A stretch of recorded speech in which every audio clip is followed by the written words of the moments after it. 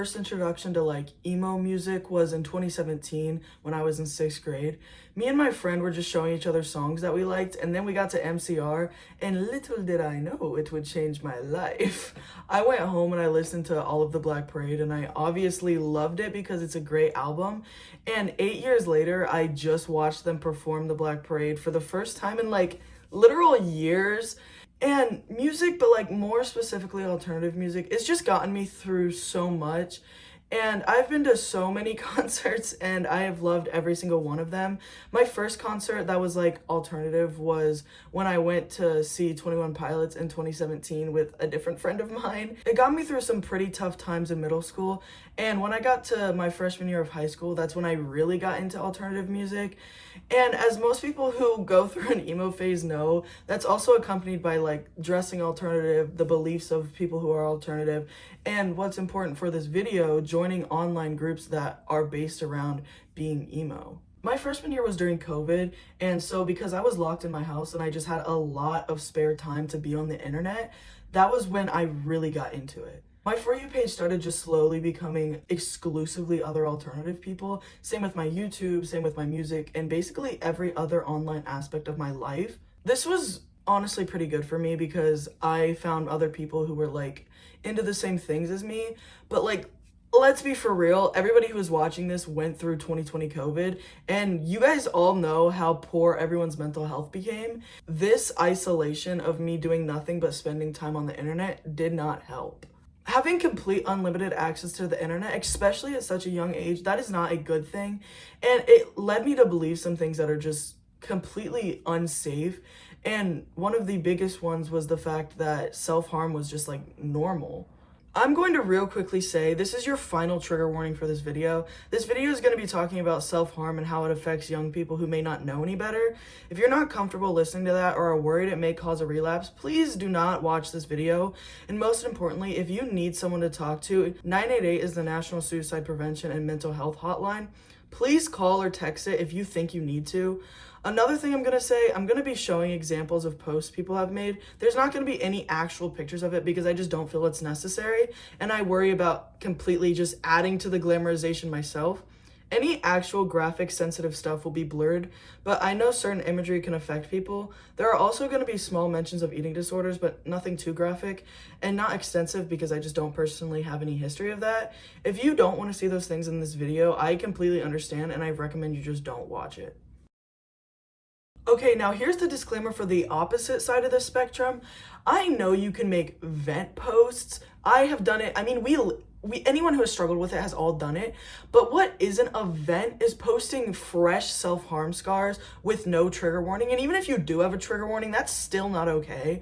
What isn't a vent post is asking people tips and tricks on how to do it. What isn't a vent post is making a poll on which shape you should make. What is an event post is making extremely graphic drawings with absolutely no trigger warning.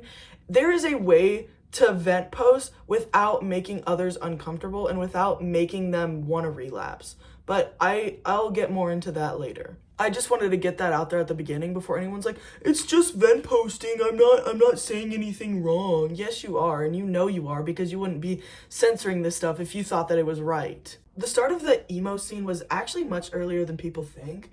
Contrary to popular belief, the term emo actually first appeared during the 80s. The first band to ever be coined as like emo was Rites of Spring, but that's still heavily debated. It was created as just a subgenre of punk, but many people in the community, including the lead singer of Rites of Spring, hated the term for the same reason that I think it's kind of meaningless. The term emo is just short for emotional, which is why I think it's kind of a silly term because I mean like all music is emotional. Because of the hate of the term, a lot of people just didn't use it. During the 90s, there was a resurgence of the emo culture, and bands like Sunny Day Real Estate and The Promise Ring are a few examples. The 90s is also when the term Midwest emo became a thing. How most people know emo is just MCR, black clothes, and being a loser, and that's because of the early craze during the 2000s. This was also around the time that people started having more easily accessible internet, and MySpace became a huge thing. People were posting their deep emotions on MySpace, which led to more people discovering deep music, like emo music, and this was huge for the alternative scene. It brought so many different types of people into the same circles, and it caused them to start acting in similar ways. Because of the name emo, it led more people to have depressing and dark thoughts, and the more people that had those thoughts, the more people who listened to the depressing music. And because there was a way to just share every single thought that you had on the internet now, more people were doing that, and they were sharing not healthy coping mechanisms like self-harm and eating disorders. The emo scene and self-harm quickly became intertwined. When one grew in popularity, so did the other. The more people who started listening to the depressing music and saw the emo bands, the more people who wanted to engage in self-harm. The more people who were self-harming, the more they started relating to emo music, thus more people joining the scene. And of course, self-harm has been a thing forever, and it's not exclusive to people who are alternative, but the sheer amount of people who are alternative who have struggled with it, there is absolutely no way that it is a coincidence. I want to make it very, very clear, not everybody who is alternative self-harms. That is a stupid stereotype, and it is pretty harmful, but I'm gonna get more into that later. Rock stars in the 90s, and really just anybody who was in the heavy metal or punk scene, they used to self-harm just to like show their dissatisfaction for society and to identify themselves with other punks. But with no way to share this to a large group of people, it kind of just became something that happened through word of mouth. That is until the internet showed up, and once people started posting their unhealthy coping mechanisms, and it started becoming more popular on the internet as well as movies and TV shows, teenagers stopped seeing it as like scary and more as an option. I mean, people didn't even know this was something others were using as a coping mechanism until they saw their friends doing it, and then they thought, well, hey, I'm having a rough day. Let me just engage in this, and that's when the cycle starts. But addiction is an extremely slippery slope, and it does not take much for people to become obsessed with it. It very quickly just became like part of the alternative community. People were constantly posting about it on where to do it, how to do it, and how to not get caught doing it. And it turned from just a unhealthy coping mechanism to just full-on glamorization. And specifically for this video, I'm talking mostly about being emo, just because that's what most of the music I listen to is classified as. But this goes for anyone who is alternative. If you're goth, if you're punk, if you're a metalhead, anyone who has ever been alternative and on the internet has seen this weird normalization of self-harm. People turned what used to just be a taboo coping mechanism into something that if you were in the scene and you weren't doing it, then you were just not emo, right? You just wanted to be a poser and you didn't actually want to do it. You don't want to be edgy, right? And if your scars aren't deep enough or they weren't visible enough or you just didn't have enough, then you're not doing it right. And you should try harder. But hey guys, maybe there is no right way to do it because it's literally self-harm and we shouldn't be teaching people to do it in the fucking first place. And don't even get me fucking started on the way they would romanticize men kissing your self-harm scars. Oh, that is genuinely disgusting. It is not romantic for a man to be like, stop for me, and to kiss your scars. That is not romantic. What the hell? Self-harm, it is an addiction. It just is. End of sentence, period, end of sentence. It is an addiction.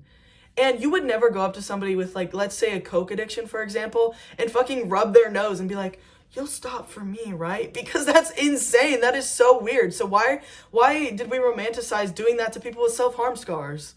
I'm going to make it very clear, so anybody who thinks those things that I just said, if you are struggling with self-harm, that does not mean you are struggling more than somebody who does not have a problem. And it definitely doesn't fucking make you edgier than somebody who doesn't. I'm gonna go back to my own personal story now. When I was in 7th grade, I was outed. And that was a huge, huge thing for me. And I needed a coping mechanism like a lot of others do. And because of my frequent and unsupervised access to the internet, I was extremely aware of how prevalent self-harm was in the alternative community. I just didn't know what else to do, and I wanted to be like all the people I saw online, and that's when I started. I genuinely think that if I was never introduced to it through the emo community, I would have never started. It's something that you have to be taught to do, and I was taught by fucking weirdos on the internet that was the best way to cope, and that's what you had to do to truly be emo.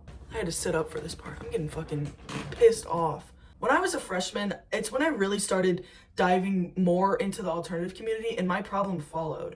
There was so much online about self-harm. It was genuinely crazy, and I don't understand where it started or why people thought that was acceptable. I mean, type into TikTok self-harm, it'll be somebody venting, which is a little more, but as long as they're just vent posts and they're not, that's fine. And then you're gonna see some weird fucking wannabe edgy poser freak who is saying, I want my girls with barcode wrists and mommy issues. If a young alternative girl were to see that, she would think that if she wanted an emo guy to like her, that's what she had to do. And so she would. She would think that if she wanted to fit into the alternative scene, that that's what had to happen. But it isn't. You are not the weird one out for not participating. You're also not the weird one out if you do participate. But you are the weird one out if you fetishize it. That is fucking weird. You are weird. There was an anonymous survey done on 452 15-year-olds. The group they surveyed had a mix of goth and emos and self-proclaimed jocks, whatever that means. The group of teens who identified as being alternative were found to be 4 to 8 times more likely to have attempted suicide, and the percentage of them who participated in self-injury was 45.5%, which is way higher than the jocks at 18.8%. Certain groups of teenagers are at an even higher risk of developing an issue with self-harm or an eating disorder, and minority groups are exposed to added risk factors, and this is attributed to what is called minority stress. This basically just means that when a person is in a minority group, they are already being stigmatized, and so that adds stress onto what issues they already have. Some examples of people who might experience minority stress are people who are disabled, people who are LGBTQ, specifically trans people who are 2 to 4 times more likely to engage, ethnic minorities such as women, and of course the point of this video, people who fall into subcultures like emo and goth. I should have just done the whole video like this. I feel like this looks much better. Social isolation, age, mental health conditions, as well as substance use disorders, and bullying are all things that can lead to self-harm. What do all of those things have in common? Majority of alternative teenagers has almost all of them. When isolation mixes with mental health conditions and bullying, it can cause people to be more drawn to alternative subcultures. They can hear the songs about not fitting in and wanting to die and relate to them, which just sucks them into the cycle like I said earlier. And as a lot of you know, I'm sure, once you become alternative, the bullying just increases, which will just lead them to feeling more depressed and wanting to self-harm even more. Due to this weird normalization of hurting yourself and potentially committing suicide, people have just completely become desensitized to the topic.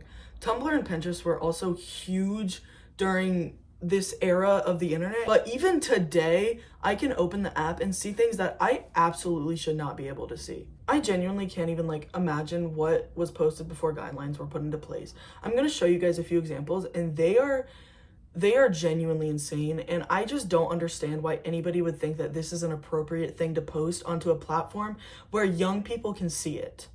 So currently I'm using Tumblr to, I was just trying to find old Tumblr posts of this stuff, and no, it's still happening.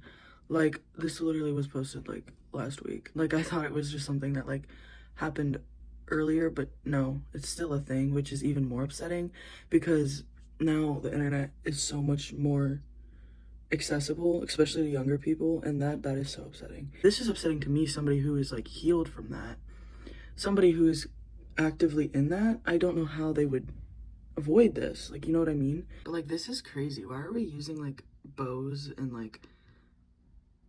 that and these silly emojis to literally talk about self-harm? That is not normal.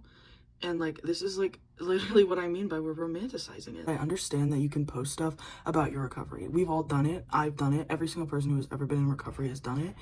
But posting your fresh self-harm scars is not posting about your recovery. You're posting about your problem. And you can put as many fucking trigger warnings as you want, but at the end of the day, you're still posting gore online, and that's not okay. And I just feel so heartbroken because a lot of these people are young and mentally ill, so they just probably don't know any better, but this is just such a crazy toxic environment, and adding to it is not helping. In the same way that they were encouraged by others, they're now the ones who are encouraging others. And I know they're young and I know they're mentally ill, but someone has to be the one to tell them that it's not okay and to try to put a stop to it and to tell them to be more careful about what they're posting. If you have to put scroll if uninterested and then this many more trigger warnings, these are all going to be photos. These are all photos. I forgot that I never scripted a portion of the video to explain how to properly vent. So that's what this section is. So I narrowed it down to a few pretty simple guidelines that I feel like anybody can understand. One, put a trigger warning. It's not that fucking hard. And like make it a visible trigger warning. Sometimes people put trigger warnings like in the captions really small, and it's like, that's not doing anything. Nobody's reading the caption before they see the video. Like, what? Don't post pictures. Obviously, I feel like that is a given. I don't know why this is still so common that people post pictures. Pictures include like visuals. Like here's a few examples that I think are just not appropriate. Like, you can explain your emotions, you can explain the issue that you're going through, and you can talk about like your struggles and you wanting to relapse even, like, but there's no need to be overly graphic about it. There's no need to like use certain words that are super triggering, like carve and slitting my wrist, like that's those words are like like, you know what I mean? They're just not necessary. And if you take away nothing from this section, just take away this.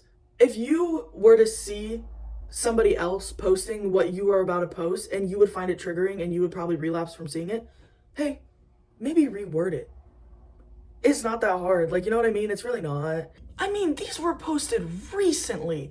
This is insane. Tumblr and MySpace, when they first got started, the things that were posted were even crazier. I tried to use the Wayback Machine to like look, but most of them had either been censored because they knew it would get taken down if they didn't, or the files, they were corrupted. These are what caused the stigma around alternative people hurting themselves that is still present today. They don't even have to be emo. Go to literally any alternative person's TikTok or Instagram comments. I guarantee you're gonna find somebody asking for a wrist check. That is not normal. That is crazy. That is literally cyberbullying. I don't understand why this is still so common. It's not even just something that happens online. People that I know in real life have had people come up and harass them asking for a wrist check. That's not normal. You are fucking weird. If you're harassing an alternative person and asking for a wrist check, they're not the weird one. You are. Were you trying to get crazy with this thing? Don't you know I'm loco?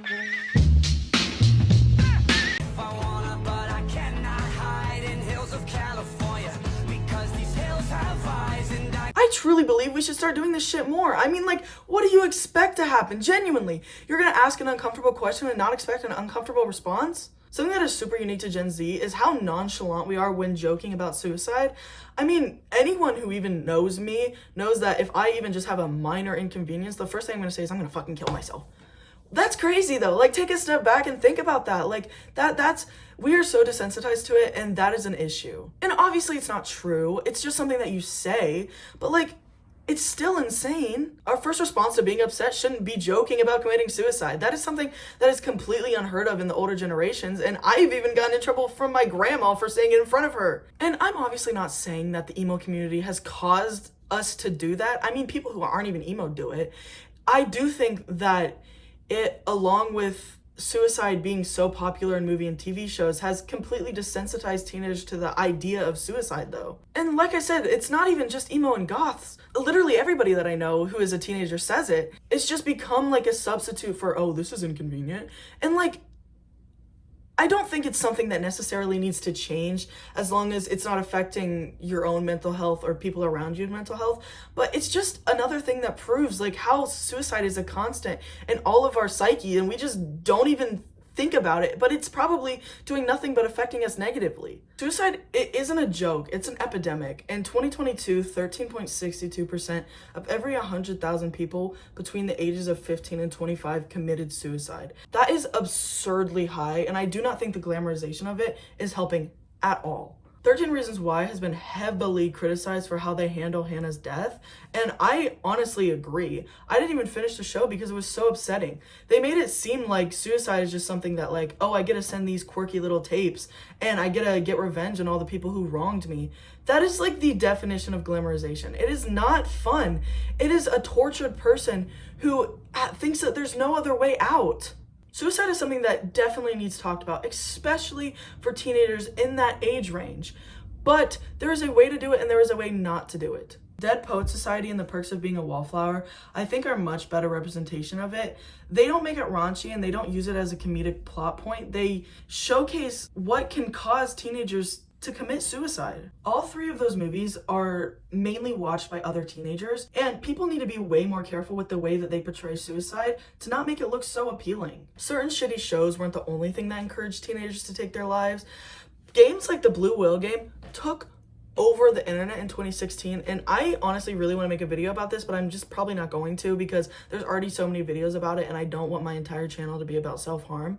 But for those of you who don't know, the Blue Whale game was an internet challenge in 2016, and it mainly took place in Russia, but there were reports all over the world. There was an administrator and a participant, and the game took 50 days to complete.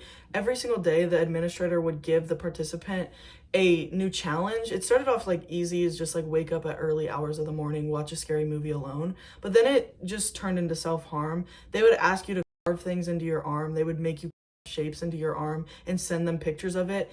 And the game ended after 50 days because the last challenge was to kill yourself. There's conflicting reports and it's hard to track, but some people think that the number of kids who kill themselves is anywhere between 130 to 200 people.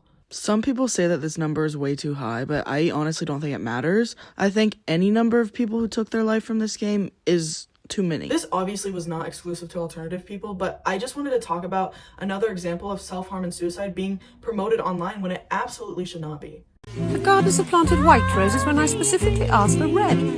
You could always paint the roses red. What an odd thing to say.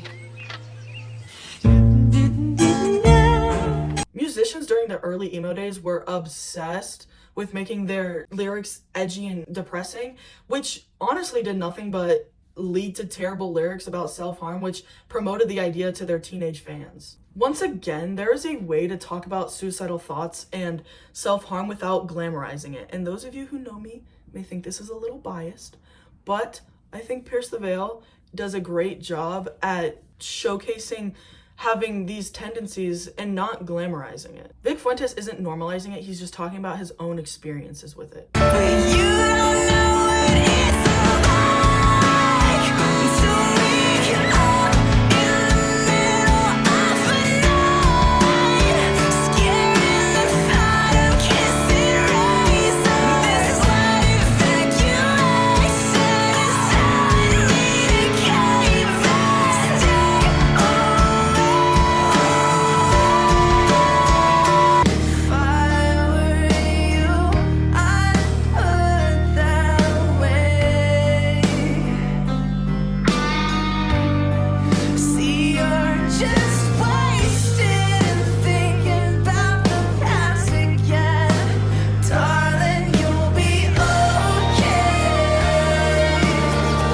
So many examples of them talking about their struggles with self-harm, and none of them are glamorized. Also, I don't want to hear a single one of you say, well, isn't that song literally about what you said earlier about kissing your girlfriend's self-harm scars? No, it's not. It's about his girlfriend who had cancer and about him loving her no matter what. So no comments about it, okay? I'm gonna make this very short because I just have never dealt with an eating disorder and I just don't feel like it's my place to talk about it. But not only was self-harm extremely promoted, eating disorders were as well. For some odd reason, people decided that thin and white were what you had to be emo, which is not only extremely fatphobic and racist, it led to more people getting eating disorders. I just want to say, I had an entire section planned for this bit, but and I even had it all edited, but then I talked to my friend about it, and I just don't think it's appropriate for me to talk about having an eating disorder because I've never had one. I just worry about mentioning these people by name because I just don't want them to think that I'm being an asshole for talking about it. So I'm just gonna cut that part out. I'm sure if you guys have been alternative and on the internet, you know who I'm talking about. I don't need to name names. Okay, to end this bit, you don't gotta be white, you don't gotta be thin, you don't gotta self-harm, you don't even gotta be mentally ill or dress emo to be emo. You just gotta agree with the politics and like the music. That's it. People who say anything other than that, cut that shit out. There's no need to gatekeep.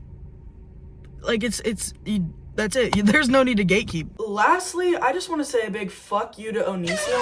I thankfully never fucking watched him, but he is an awful person. Crazy shit Onision has done if people weren't already aware. First of all, he had a whole series that included several videos, at least 60 to 100 videos of rating teenage bodies. So basically he had a website where people would submit pictures of their bodies in underwear and he would rate them. And he says that yes, he did have a disclaimer saying you need to be 18 plus, but there was absolutely no way to keep his audience of mostly underage girls from submitting their photos. And several 100 did submit photos of their underage bodies, which he would rate and demean for the internet to see. Finally, I'm going to end the video with some people that I know personally talking about their own experiences with being online during this weird craze and how it caused them to struggle as well. Even before I was emo and before I was like involved with the subculture, I remember self-harm being really widely talked about. This was around 2018 and 2019, and I was 11 or 12 at the time, and it was all over YouTube, Instagram, Tumblr, and like other spaces where there were kids my age and younger. Self-harm was kind of like an automatic thing that people thought of if you were like depressed or talking about depression. Like if you were emo, you have dyed hair, or if you were emo, you wore black clothing. It was like if you were emo, you cut yourself. And it just got so out of hand to the point where people would be like, if you don't self-harm, you're not really emo, you're a poser. If you're not suicidal and miserable, and if you're not putting that on display, you're a fake emo. If you didn't have visible scars, you weren't doing it properly. If you hadn't been hospitalized for a suicide attempt or self-harm, you weren't really emo, or you weren't emo enough. And it wasn't just through the internet. I also found that as a self-proclaimed emo, I've been asked for wrist checks, and I've had my sleeves pulled on by people looking for cuts because people just assume that from people now, I guess. It's such a shame because so much of the harassment comes from really young teenagers and people who would not be thinking these things if they hadn't just been exposed to it throughout the community. Okay, so the first time I even heard about self-harm was through the internet. I was in like a My Chemical Romance like fandom group. One of my mutuals posted about how one of their mutuals was also a My Chemical Romance fan. They started posting about their self-harm on this separate group, and they were like disgusted, and they were like, everybody go report these accounts, and they're so gross. But what they were doing on accident was like taking one like emo person's problem and exposing it to all of us, and we were all like, that's an emo. It is like the emo thing, you know? And instead of like reporting their account like they said, I started like digging into this community, and I was like, wow. So then I made my first account. Everyone's goal is to cut deeper and find more destructive ways to cut or hurt themselves. It also branches off into eating disorder like groups and drug using groups where everybody just like is just self-destructive, and it's terrible. They all make each other worse. It's no one's fault because they're all mentally ill, but they accidentally like corrupt each other in their own little problems. Everybody's like, oh, they're a little bit worse than me in that category. Man, if I want to be valid, I should be worse than them. If they see someone cut super deep, like the layer of skin that's fat is referred to as beans a lot because it kind of looks like beans. And a lot of people's goal is to cut to beans, which is crazy because like cutting yourself in general is really bad, but this internet, like these groups, they like romanticize it because it's like the goal. If you see one of your mutuals cut to beans, you're like, man, they're so cool, I don't want to do that. And then maybe you even comment that, and then some 9-year-old stumbles upon this group, and then they read both those, the post and the comment, and they're like, okay, so the goal is to cut to beans. And then they just internalize that at such a young age that it's like, I know there are eating disorder websites where you have to like sign up to get in and you have to write a paragraph about who you are, and then they'll decide if they want to let you hang out with them. But I know there are forums like that. They're just really rare now. I think those should come back, and we should get off the public forums like Tumblr and TikTok. So I was in 6th grade, about 11 or 12, when I was just starting to get really obsessed with a handful of bands. And while I was not really interested in the bands that like pushed self-harm and eating disorders, I was online with people who were. They took that sentiment of the romanticization of self-harm and they made it their aesthetic. So I would go on Pinterest or on Tumblr and search for emo style inspiration.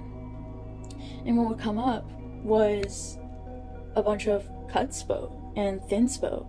I really thought that you had to do that in order to be emo, because that was the idea that was being pushed around. You know, that you were a poser if you didn't cut. And I was already really desperate to fit in somewhere. I wasn't fitting in with my peers at school. I didn't feel like I fit in with my family. So it was really important to me to fit in with my new group. I would fantasize about cutting myself so that someone would have sympathy for me. One of the lyrics I wanted to talk about, it's a Pierce the Veil lyric. It's not about self-harm. It's about Vic's ex-girlfriend who had cancer. And the lyric is, I kiss the scars on her skin, I still think you're beautiful, and I don't ever want to lose my best friend. I think a lot of people misinterpreted that line. I definitely did, and I applied it to my mentally ill fantasies. I definitely wouldn't have interpreted the line to mean that unless I wasn't already conditioned to the prevalence of self-harm. And eventually I stopped self-harming. I still haven't healed from the impact cutting had on me. One of the reasons I don't know if I'll be healed from that is because I don't know how to stop this from happening to young people. We need to talk about it. It's really sick, but I think most people are kind of starting to pick up on it. I'm glad that there are discussions being had about this. This is why this video is so important to me. Self-harm isn't the only option. It should never be an option. And it's not cool to self-harm. It's definitely not cool to encourage other people to do it. Those people are not your friends. They do not care about their well-being or yours. Please listen to me when I say that you need to take a stand against that narrative. And if you can speak up about it, do it. You need to be doing everything in your power, because it'll get better if we talk about it. If you're from that community and you're still watching this video, I highly doubt you are, but I just want you to hear this. Please seek help outside of the internet. And I know the world just seems so small, especially when you're so isolated and everybody around you is encouraging you to just be more self-destructive and encouraging you to just throw your life away. But there are people who want to see you get better. I am one of them. Everybody who had a hand in making this video is one of them. We all care about you, and we want you to live your life to the fullest, and posting these things and encouraging others to start is not that. There are going to be charity links as well as just other stuff that can help you in the description. If you need them, please use them. Also, just take care of yourself, and also probably delete Tumblr, because that's most of the issue.